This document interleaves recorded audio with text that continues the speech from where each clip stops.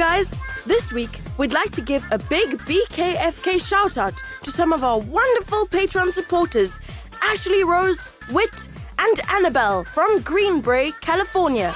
Thank you so much for being part of the BKFK team. And now, The Wizard of Oz by Frank L. Baum. Chapter 3. How Dorothy Saved the Scarecrow.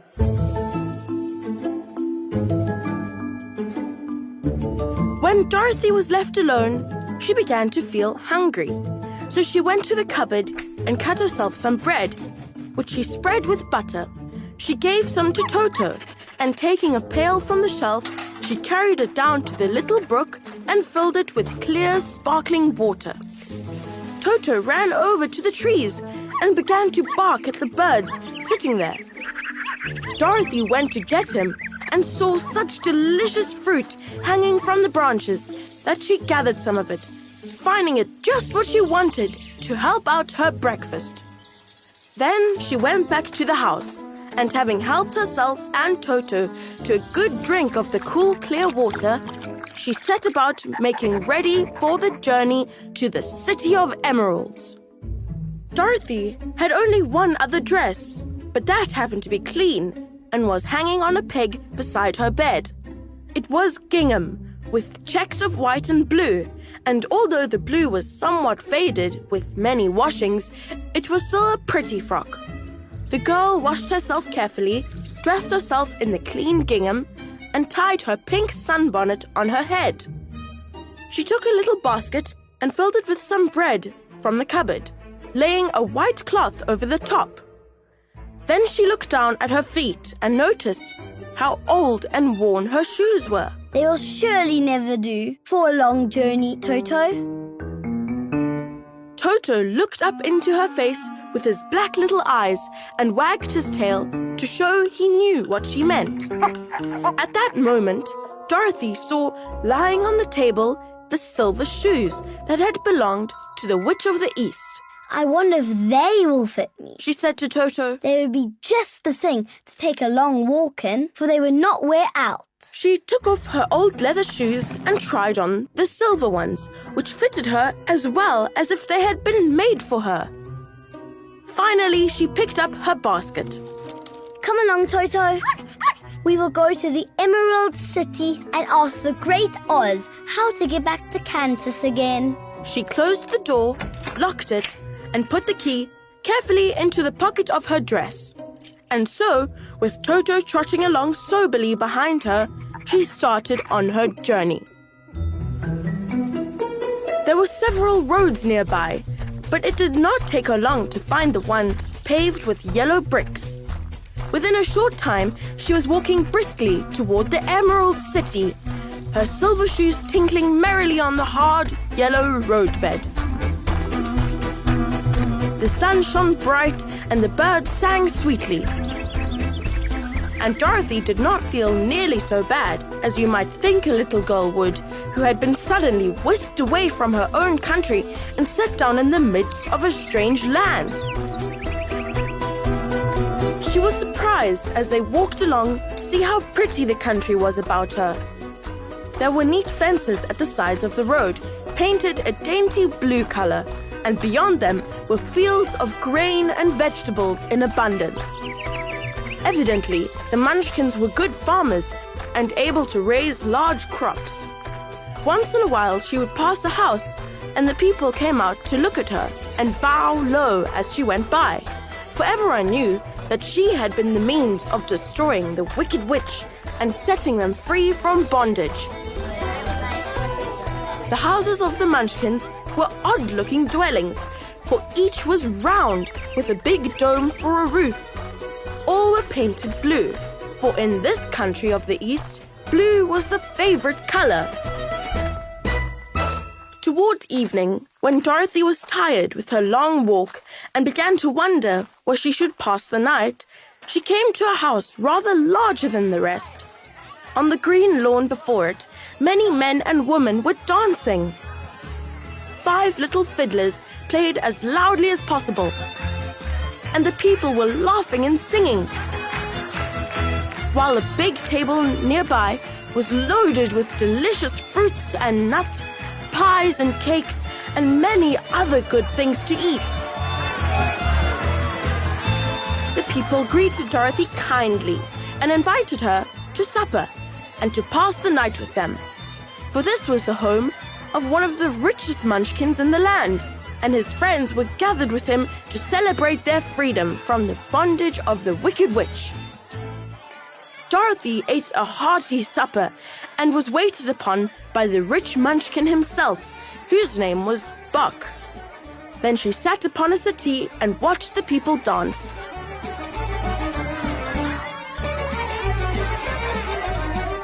When Buck saw her silver shoes, he said, "You must be a great sorceress." Why? asked the girl. "Because you wear silver shoes and have killed the Wicked Witch. Besides, you have white in your frock, and only witches and sorceresses wear white." My dress is blue and white checked. said Dorothy, smoothing out the wrinkles in it. "It is kind of you to wear that. Blue is the color of the munchkins, and white is the witch color. So we know you are a friendly witch." Dorothy did not know what to say to this, for all the people seemed to think her a witch, and she knew very well she was only an ordinary little girl who had come by the chance of a cyclone into a strange land. When she had tired watching the dancing, Buck led her into the house, where he gave her a room with a pretty bed in it. The sheets were made of blue cloth, and Dorothy slept soundly in them until morning, with Toto curled up on the blue rug beside her.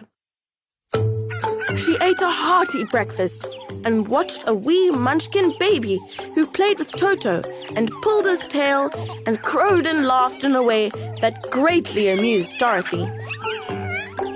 Toto was a fine curiosity to all the people, for they had never seen a dog before. How far is it to the Emerald City? The girl asked. "I do not know," answered Buck gravely. "for I have never been there. It is better for people to keep away from Oz, unless they have business with him. But it is a long way to the Emerald City, and it'll take you many days. The country here is rich and pleasant, but you must pass through rough and dangerous places before you reach the end of your journey." This worried Dorothy a little, but she knew that only the great Oz could help her get to Kansas again, so she bravely resolved not to turn back. She bade her friends goodbye and again started along the road of yellow brick. When she had gone several miles, she thought she would stop to rest, and so climbed to the top of a fence beside the road and sat down. There was a great cornfield beyond the fence, and not far away she saw a scarecrow placed high on a pole to keep the birds from the ripe corn. Dorothy leaned her chin upon her hand and gazed thoughtfully at the scarecrow. Its head was a small sack stuffed with straw, with eyes, nose, and mouth painted on it to represent a face. An old pointed blue hat that had belonged to some munchkin was perched on his head, and the rest of the figure was a blue suit of clothes, worn and faded, which had also been stuffed with straw. On the feet were some old boots with blue tops, such as every man wore in this country, and the figure was raised above the stalks of corn by means of the pole stuck up its back. While Dorothy was looking earnestly into the queer painted face of the scarecrow, she was surprised to see one of the eyes slowly wink at her. She thought she must have been mistaken at first, for none of the scarecrows in Kansas ever wink. But presently, the figure nodded its head at her in a friendly way. Then she climbed down from the fence and walked up to it, while Toto ran around the pole and barked. "Good day," said the scarecrow in a rather husky voice. Did you speak? Asked the girl in wonder. "Certainly," Answered the scarecrow. "How do you do?" I'm pretty well, thank you. Replied Dorothy politely. How do you do? I'm not feeling very well, said the Scarecrow with a smile. for it is very tedious being perched up here night and day to scare away the crows. Can't you get down? Asked Dorothy. No, for this pole is stuck up my back. If you will please take away the pole, I shall be greatly obliged to you. Dorothy reached up both arms and lifted the figure off the pole. For being stuffed with straw, it was quite light, Thank you very much. said the Scarecrow when he had been set down onto the ground. I feel like a new man. Dorothy was puzzled at this, for it sounded queer to hear a stuffed man speak and to see him bow and walk along beside her. Who are you? Asked the Scarecrow when he had stretched himself and yawned, And where are you going? My name is Dorothy, said the girl. and I am going to the Emerald City to ask the Great Oz to send me back to Kansas. Where is the Emerald City? He inquired. And who is Oz? Why, don't you know? She returned in surprise.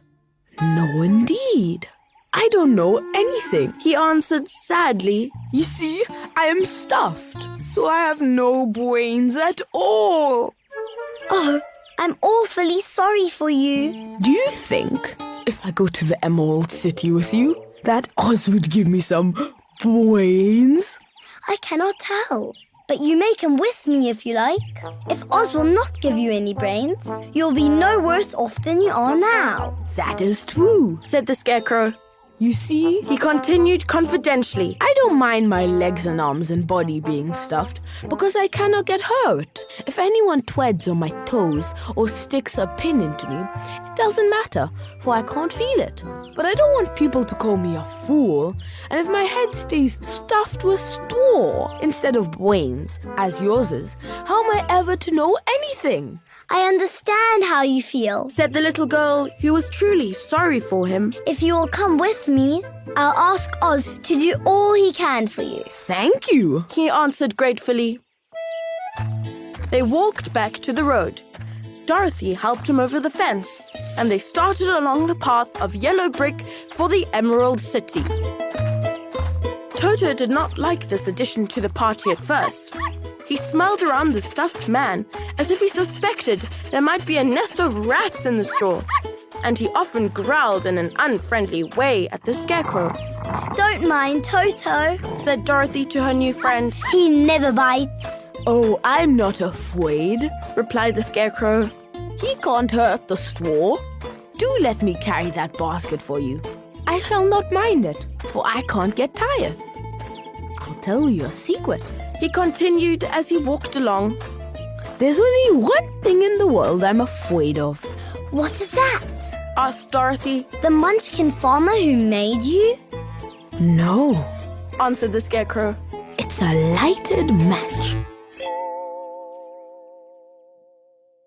Thank you for listening to this episode of By Kids for Kids Storytime, performed by Magimajura, Kate Langdon. and Max and Ruby Hughes. Hey guys, if you like this episode, please share it with your friends and family. It is one of the best ways to support BKFK Storytime.